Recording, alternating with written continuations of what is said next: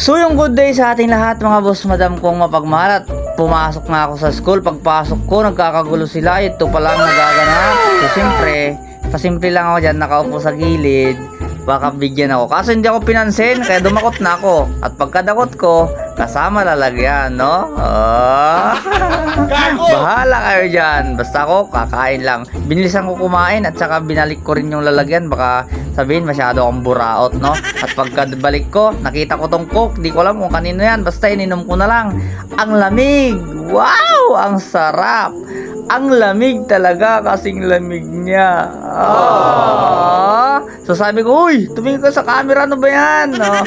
Follow kayo sa page ko, no? Kung hindi kayo mag-follow, followin ko kayo.